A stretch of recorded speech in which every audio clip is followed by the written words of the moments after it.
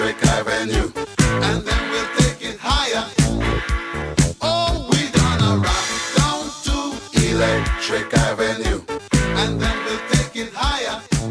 Rock down to Electric Avenue. And then we'll take it higher. Oh, we gonna rock down to Electric Avenue. And then we'll take it higher.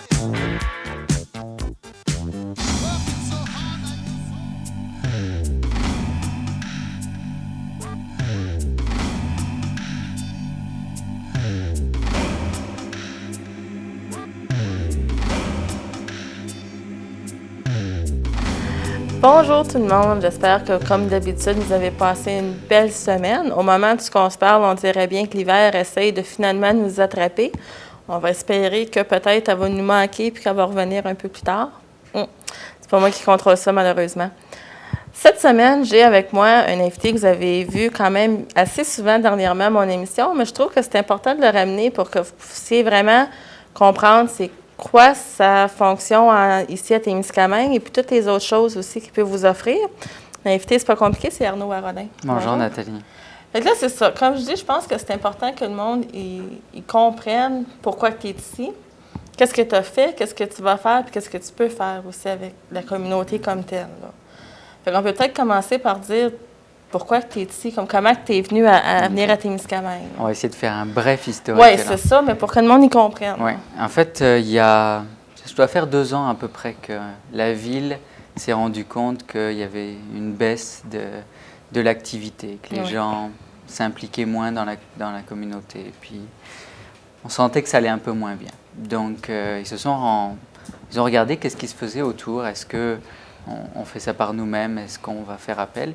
Et puis, il y avait plusieurs autres villes dans la région qui utilisaient la méthode de la Fondation Rue Principale, comme à Ville-Marie ou à Amos, à Val-d'Or. OK.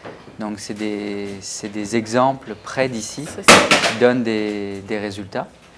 Donc, ils ont décidé de faire appel à cette fondation. Et puis, ça fait 1 an. Moi, je suis arrivé en octobre de l'année dernière. Si je me rappelle bien, tu es ce qu'on appelle le chargé de projet. C'est ça, un chargé de projet. Qu'est-ce que ça mange en hiver? On en fait beaucoup. Donc, c'est sûr que moi, j'ai une maîtrise en aménagement du territoire, donc il y a des choses que je savais faire. OK. Et puis, moi, je suis une démarche. Mais donc, on agit sur plusieurs volets différents. Je ne fais pas uniquement quelque chose de précis. C'est ça. Je ne fais pas que des travaux sur la rue principale. C'est ça, parce que qu'est-ce que j'ai peur, c'est que le monde, il pense que c'est un peu ça ta fonction. Là. C'est de voir à ça, puis ça se finit vraiment pas là. Non, parce que ça, c'est juste... Il y a 3 volets, puis c'est juste une partie de ces volets-là. C'est ça. Donc, il y a la volet faire des travaux, parce que la ville en a besoin. Oui. Il y a tout le côté économique de l'agent de développement, un peu, si tu veux, ce que pouvait faire Gabi Tessier avant. OK. Donc, aller aider les entreprises, faire des plans d'affaires, aller chercher pour des nouvelles entreprises à Témiscamingue. OK. Et puis, il y a ça, c'est le volet économique. Puis le dernier volet, c'est de l'animation puis de la promotion à la ville. OK. C'est pour ça aussi que je viens là, puis que je fais des choses avec toi, Nathalie. Oui, on travaille ensemble. Donc, au niveau économique, tu dis, supposons que, je vais me prendre moi-même comme exemple, là, ça c'est vraiment, on parle dans le supposons, que je me mets dans l'idée que j'aimerais peut-être ça partir une entreprise ou quelque chose. Donc, la personne peut aller te voir et puis toi, tu es là pour aider, là. Oui, il y a déjà plusieurs personnes. Moi, j'avais aidé Connie McHugh, par exemple, à faire son plan d'affaires et puis à se préparer à partir son petit business. Là. C'est ça. Donc, je suis la première porte d'entrée, si vous voulez, à Témiscamingue. C'est-à-dire que les gens viennent me voir. Moi, j'ai une formation en création et gestion de nouvelles entreprises, donc je sais quand même où je m'en vais. OK. Mais je ne suis pas tout seul. C'est-à-dire que si je ne sais pas le faire, puis souvent je ne sais pas le faire, c'est des choses que je ne connais pas, soit il y a d'autres organismes au niveau du Québec et du Canada, ou alors il y a des gens à la Fondation qui sont des économistes, des gens spécialisés dans la création d'entreprises qui vont me donner les outils pour faire un bon plan d'affaires. OK. Supposons, comme toi, tu as étudié là-dedans, supposons qu'il y aurait eu quelqu'un d'autre qui aurait...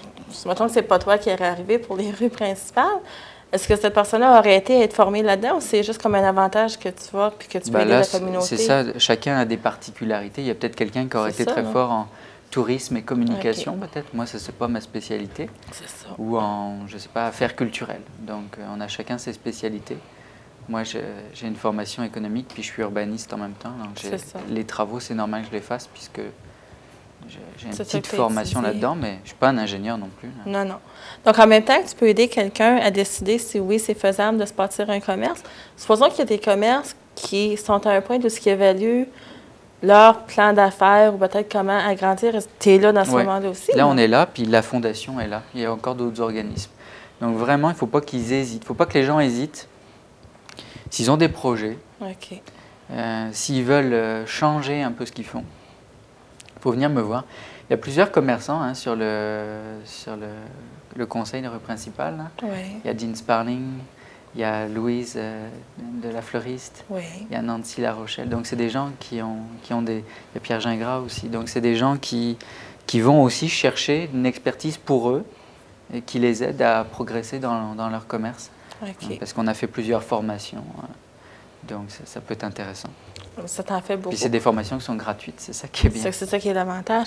Justement, j'imagine qu'au niveau économique, je sais que là, on s'en est parlé, mais la Chambre de commerce essaie de repartir. Donc, ça va Ouais. être ça un peu un de tes projets aussi, de Ben, voir c'est à la sûr, oui. réalisation. Ça, c'est sûr que là, on est à un Donc, c'est moment début. où il faut que les commerçants se prennent en main pour pouvoir faire plus de publicité C'est ensemble, ça.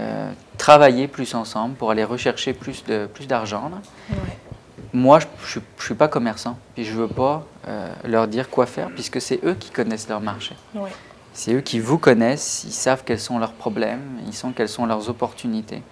Donc moi, ce que je veux, c'est les aider à se prendre en main. Je te disais avant l'émission, la revitalisation, c'est la prise en charge du milieu par le milieu. C'est ça.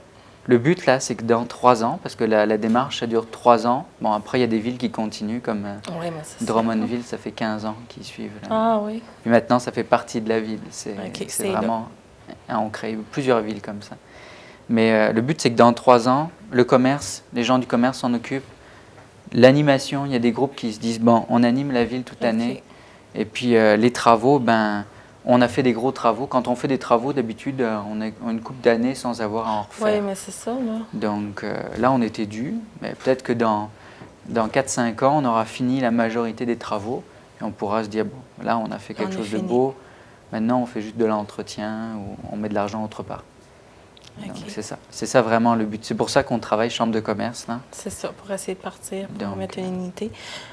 Au niveau touristique, puis tout ça, c'est quoi un peu ta fonction de promouvoir la ville? Mais comment, encore là, tu as besoin de la Ouais. communauté pour t'aider? Ouais, là? c'est sûr que le tourisme, souvent, ça n'arrive pas dans une première phase. Tu ne peux pas dire du jour au lendemain, tu dis ma ville, c'est une ville pour le tourisme.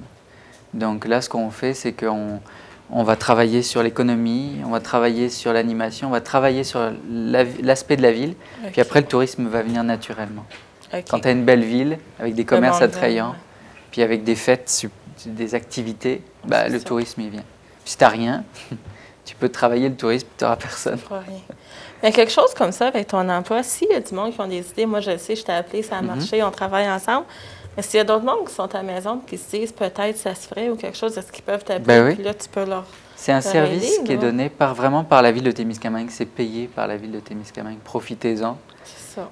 Recherche de subventions pour des activités, venez me voir. J'ai Ah le catalogue des subventions. Je sais où aller chercher. Je ne dis pas que j'aurai les subventions, Non, non, mais, mais au je vais moins, t'as vous aider au c'est lieu ça, là. Vous avez besoin d'informations sur, je sais pas, des rénovations, des projets, par exemple, pour avoir de l'aide pour faire de l'isolation, refaire des façades, des choses comme ça. Je peux les aider. C'est ça, je t'ai pas dit. Je me souviens, on a parlé à un moment donné à une des émissions que tu pouvais aider ceux qui voulaient peut-être rénover leur façade pour aller avec le nouveau thème de la ville. Tu es là pour ça aussi. Oui, c'est sûr que là, en ce moment, on est dans un contexte budgétaire. Il n'y a pas trop d'argent au gouvernement qui est donné pour ces choses-là. OK. Mais si on ne fait pas de demande, il n'y a pas d'argent. Et puis c'est souvent les premiers qui font des projets qui seront les premiers servis. C'est ça. Donc il ne faut pas hésiter à se dire, ben, même si je ne le fais pas cette année, je fais une demande. Mais oui. Elle se retrouve dans un bureau à la MRC ou d'autres organismes. Puis C'est ben, bon. dès qu'il y a de l'argent, je passe en priorité. Et Donc, je ça, pense c'est bon. qu'il faudrait que le monde réalise que c'est maintenant que s'ils ont des idées qu'ils pensent qu'ils pourraient peut-être améliorer la communauté, c'est le temps d'aller le voir. Ce ne sera pas le temps dans 3 ans, mais que tu seras peut-être plus là, ou qu'il n'y aura plus le service des rues principales. Ben, c'est sûr que tout ce que je vais pouvoir faire, moi, tout ce que le temps que je vais pouvoir donner, C'est c'est intéressant pour eux. Donc, n'hésitez pas, même des projets. Il y a des gens qui sont venus, comme Madame Christine Morris, elle avait une idée pour faire un aménagement entre le Stedman. Oui, je n'ai entendu parler de ça. Elle vient me voir, on monte le projet ensemble, et puis on fait participer les gens. On va leur proposer ce qu'ils ont dans leurs rêves. OK. Et puis après, c'est à moi de travailler pour trouver l'argent, le financement et tout ça. Mais s'il y a des gens qui ont des projets, il ne faut pas hésiter à venir me voir. C'est sûr qu'on va planifier ça avec le budget de la ville, mais si on ne vient pas, on ne le planifiera pas, puis ça ne se fera pas. Donc n'hésitez pas, venez me voir. Et puis c'est sûr qu'on veut continuer les travaux. J'aimerais que cette année, les gens s'impliquent plus pour que moi, ça me fait moins de travail après. Si tout le monde est d'accord sur le projet, je peux avancer beaucoup plus vite.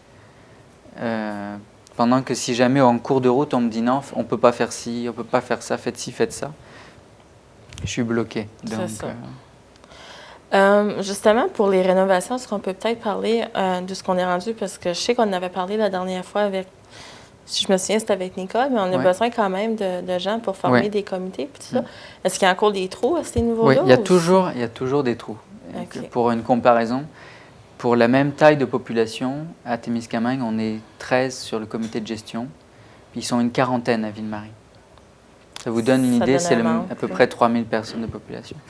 Donc c'est sûr que quand on travaille à 40, qu'on peut se partager les tâches, ça va pas mal plus vite. Oui, c'est ça. Non? Donc, puis c'est plus le fun aussi. Oui, c'est plus le fun parce que on a eu des petits comités, là on est 2, 3. C'est pas très amusant. C'est pas pareil. Donc quand on était 12, 13, là, on a du fun. Puis c'est pas des comités où on vous demande du travail. On vous demande votre avis, puis on vous demande de réfléchir sur des petites choses. De se dire, par exemple, on a eu un atelier sur, on va choisir le mobilier urbain. Okay. Alors là, j'ai demandé aux gens, essayez de voir dans vos voyages, dans les choses, vous allez, qu'est-ce qui vous plaît dans le mobilier urbain? Les bancs, les poubelles, les choses comme ça. Et après, on a des catalogues, on choisit. OK. Et puis, après, c'est bon. Les gens ont choisi les bancs qu'on a là, ils ont choisi. Bon. Donc, c'est ça.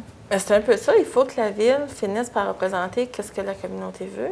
C'est ça que le monde, il faut qu'il réalise. Que dans 10 ans, ils ne peuvent pas dire, moi, c'est pas ça que j'aurais voulu. C'est le temps d'y aller puis parler. Bon, il y a des choses qu'on ne peut pas faire. Comme, par exemple, on aurait voulu mettre plus de pierres, de pavés unis. Mais il n'y avait personne pour faire les travaux. Donc, dans ces cas-là, on est obligé de changer un petit peu des choses. Mais la plupart des choses qui ont été respectées sur l'esquisse là, qu'on a fait, je pense qu'on est resté pas mal proche de ce qu'il y avait sur le dessin. Donc, parce que je sais de me souvenir, mais ça a resté pas mal pareil. C'est sûr qu'après le premier dessin, mais le prochain sera encore plus proche de ce qu'on va faire parce que maintenant on sait qu'est-ce qui se vend, qu'est-ce qui est faisable, qu'est-ce qui se fait, qu'est-ce qui se fait pas. Ouais. Justement, on peut peut-être parler de ce qui s'en vient, la deuxième phase, là, quitte à de ce que vous êtes rendu à là, ça s'en vient quand? On est prêt là, à commencer la réflexion sur ces travaux-là. OK. Donc là, on va... Ça prend du monde. Oui. Ça prend du monde, c'est sûr. Puis ça prend les gens qui sont concernés par ce tronçon là, sur le chemin. Oui, mais les maisons. C'est sûr que ça serait bien qu'ils se tiennent au courant de ce qui va se passer. Parce que je ne peux pas aller voir tout le monde un par un. Non, tu ne peux pas faire du porte-à-porte. Non. Donc, moi, j'aimerais ça. Je vais commencer les travaux. Je vais commencer des premiers dessins. Je vais faire 2-3 dessins peut-être. Okay. Et puis après, là, il faut qu'on rencontre les gens. Puis on leur dise, est-ce que ça a du sens? Est-ce que ça vous plaît? Qu'est-ce que vous aimeriez? Est-ce que vous voulez qu'on raménage, qu'on mette plus de fleurs, qu'on raménage près de, par exemple, la côte du Provigo, qu'on fasse des traverses en pavé uni comme là-haut, ou est-ce que vous n'en voulez pas? Bon, il y a des choses comme ça qui sont à planifier. C'est eux qui décident. C'est eux qui vont décider. Puis on veut descendre, pour donner une idée, là, on va... Le scénario pessimiste, c'est d'aller jusqu'à la rue, ici, la rue Thorne. Okay. Puis le scénario optimiste, c'est de descendre vers la rue Simon. Okay. Donc, faire la côte, toute la côte. Qui tourne. Donc, c'est jamais. Il y a beaucoup moins de travaux que l'année prochaine, que cette année. Ah oui, ça va être moins compliqué. Oui, parce que les trottoirs sont déjà là. OK. Il y a beaucoup moins de commerces, donc on gêne beaucoup moins les gens. Oui, il y a beaucoup moins d'entrées de voitures, de choses comme ça. Donc, ça sera beaucoup moins gênant pour les gens, ce qu'on va faire l'année prochaine, que ce qu'on a fait cette année. Donc, vraiment, tout ce que le monde a à faire, c'est d'écouter les nouvelles du Canal ou de regarder les journaux. Ou de venir me voir et me dire, tiens, j'aimerais bien que devant chez moi, on fasse ça. OK. J'aimerais bien... Moi, je veux faire des aménagements. Comment est-ce que je peux faire des aménagements qui vont aller bien avec les travaux? Parce que ça, c'est super, comme Marie-Rose Lévesque, elle a rénové son bâtiment. Beau. Puis elle me dit, bon, ben, elle regardait comment est-ce que c'est fait, quelle couleur je peux mettre qui va bien avec. Ça, c'est le fun. C'est le fun. Une chose qui me vient de dire, c'est qu'il y en a peut-être qui ne savent pas d'où tu es parce que tu es vraiment un petit peu caché.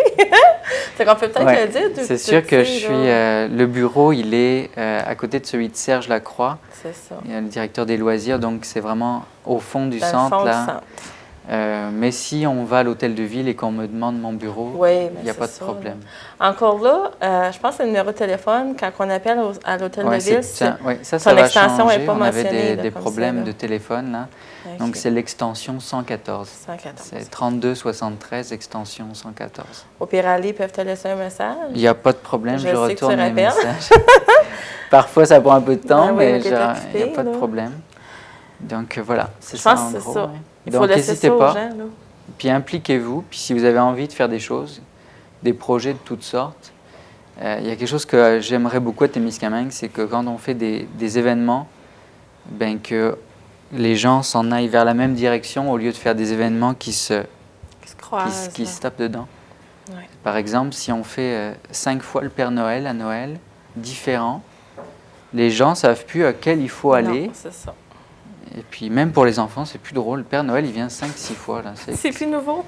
Donc il faut qu'on se dise, ben tiens, pourquoi est-ce qu'on ne travaillerait pas ensemble pour faire telle activité? C'est chose de plus gros aussi, parce que c'est tous les organismes qui font une petite activité, s'ils se mettent ensemble, ça fait quoi de plus gros? Les enfants, ils aiment ça, ils le voient une fois le Père Noël, ça les met dans l'ambiance juste assez. Là, je parle de Père Noël parce que j'ai vu ça commence à être dans les vitrines. Oui, c'est certain. Mais on peut faire plein d'autres activités. Hein. On en parlait l'autre jour avec quelqu'un du comité. On disait pourquoi on ne ferait pas une petite course de toboggan cet hiver dans une rue de Témiscamingue. Hein. On a des rues en pente, on a de la neige. Là.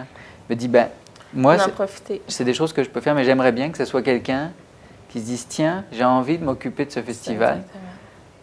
Il y a quelque chose de fun à faire. Puis je suis sûr que les enfants aimeraient beaucoup ça. Là. Donc, dans ces cas-là, venez nous voir. Nous, on va organiser toute la logistique, puis vous vous occupez de votre événement. Je pense que c'est ça le message. Il faut que le monde réalise que tu es là pour les aider. Si eux autres qui ont des idées, ils viennent te voir, puis là, on ne sait jamais ça peut marcher. Oui, exactement. Bon, c'est que là, on sait qu'est-ce qu'Arnaud va avoir dans fait. Bon, c'est ça. On va essayer. Merci. Merci, Nathalie.